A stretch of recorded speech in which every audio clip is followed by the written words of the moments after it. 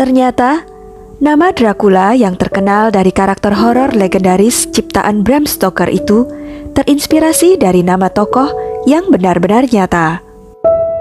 Nama Vlad the Impaler atau Vlad III atau Vlad Dracula dikenal sebagai Pangeran Wallachia. Penguasa asal Romania inilah yang menjadi inspirasi Bram Stoker. Dalam kehidupan nyata, Vlad Dracula terkenal akan caranya yang kejam dalam menghukum orang, yakni dengan cara disula. Sula sendiri adalah metode pembunuhan dengan cara menusukkan tiang panjang sebesar lengan orang dewasa ke bagian dubur korban dan mendirikan pancang tersebut. Dikabarkan puluhan ribu manusia sudah menjadi korban kekejamannya. Bagaimana kisahnya? Yuk, langsung aja tonton video ini sampai habis.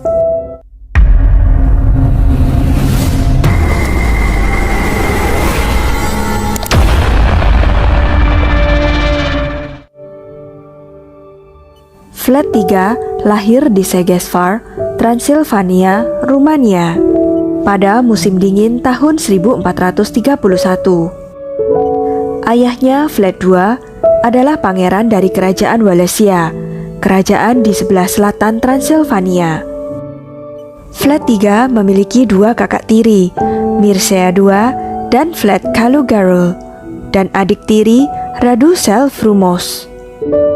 Vlad III memiliki nama panggilan Vlad Dracula. Panggilan ini berawal dari sosok ayahnya, Vlad II alias Vlad Dracul.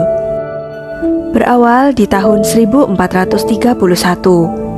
Kala itu, Raja Sigismund dari Luxembourg yang menguasai Hungaria menunjuk Vlad II masuk dalam kelompok ksatria, Ordo Naga alias The Order of the Dragon.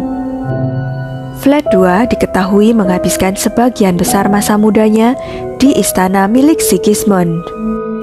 Penunjukan tersebut membuat Vlad II mendapatkan titel baru, yakni Dracul, yang membuat dirinya dikenal dengan nama Vlad Dracul.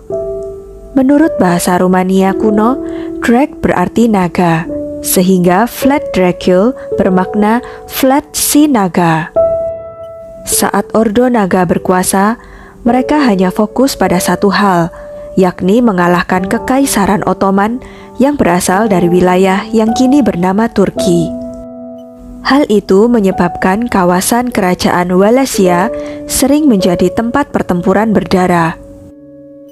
Pada tahun 1436, Vlad II Dracul naik tahta, kemudian digulingkan pada tahun 1442 oleh faksi saingannya yang bersekutu dengan Hungaria. Namun dia berhasil mendapatkan jaminan dari Kesultanan Ottoman yang pada saat itu dipimpin Sultan Murad II untuk mendapatkan tahtanya kembali dengan syarat akan membayar upeti kepada Sultan. Pada saat usianya 13 tahun, Vlad III dan Radu adiknya diserahkan kepada Ottoman sebagai jaminan. Mereka dididik dalam logika, agama Islam, dan bahasa Turki serta karya sastra. Mereka berbicara bahasa Turki dengan fasih dalam tahun-tahun berikutnya. Meskipun mendapatkan pendidikan di sana, Vlad sama sekali tidak senang berada di tangan Turki. Dia marah dan sangat cemburu kepada adik kecilnya, yang segera mendapat julukan Radu Selvrumos atau Radu yang tampan. Karena sifatnya yang kasar kepada para instrukturnya dan wataknya yang keras kepala, maka Vlad III dipenjara dan dihukum cambuk sebagai pelajaran. Sedangkan Radu adiknya berperilaku baik dan menjadi seorang satria.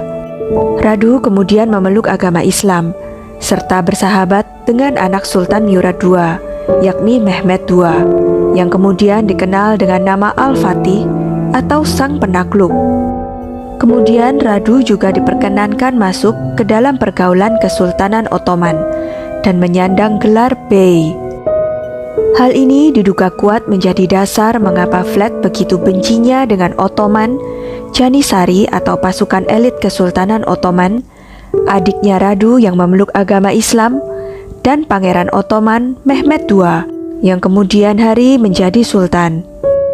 Vlad juga memendam iri hati dengan pilih kasih ayahnya kepada kakak tirinya, Mircea II dan Vlad Kalugarul.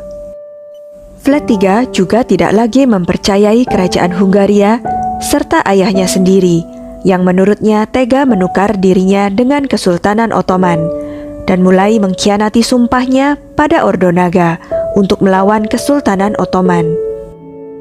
Pada bulan Desember tahun 1447, para boyar atau bangsawan yang didukung oleh Jenderal Kerajaan Hungaria, Jonas Hunyadi, memberontak kepada Vlad II Dracul.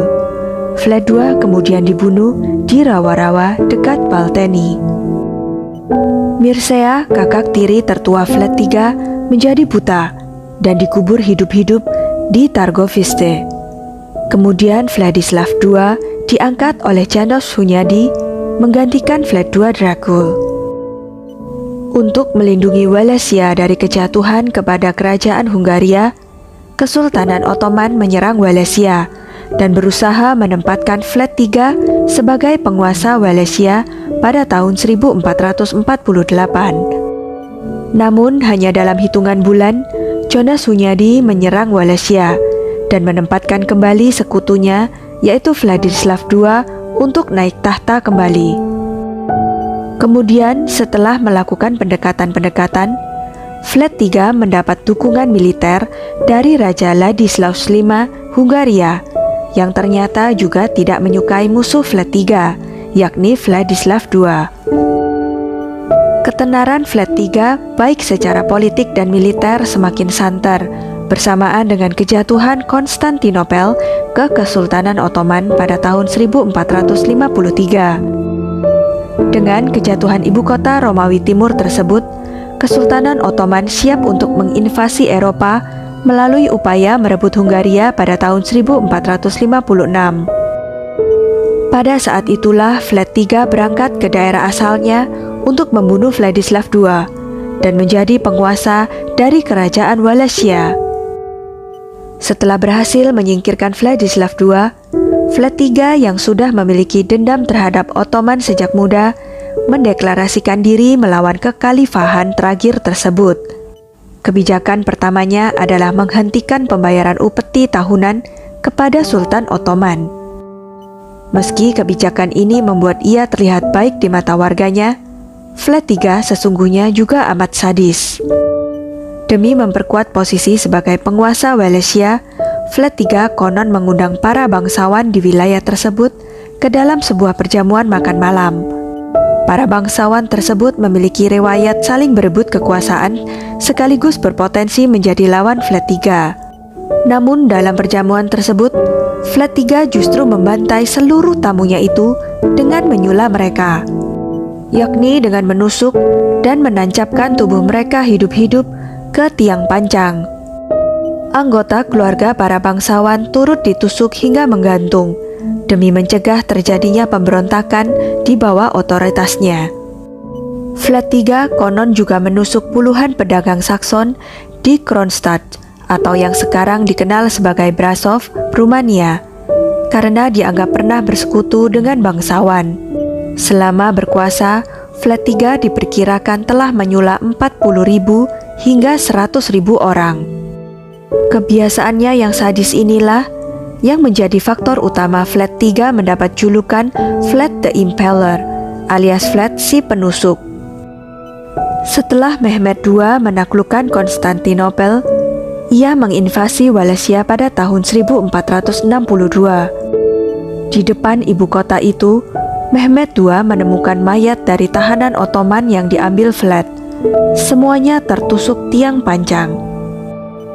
Tak lama setelah aksi Vlad III menancapkan prajurit Ottoman ke pancang tersebut, ia tak kuasa melawan kekuatan Mehmed II yang jauh lebih besar.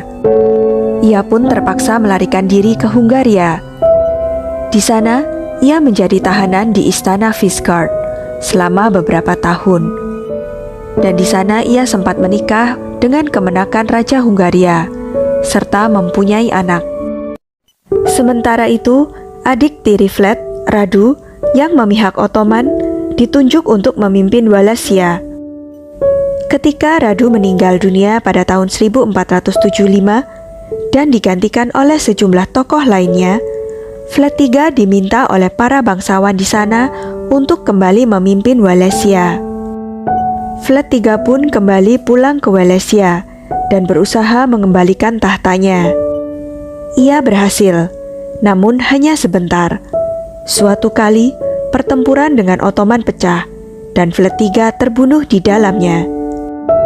Atas segala kebengisan dan cerita horor yang menempel pada sosok Vlad III, ia kerap dijuluki sebagai Vlad Dracula.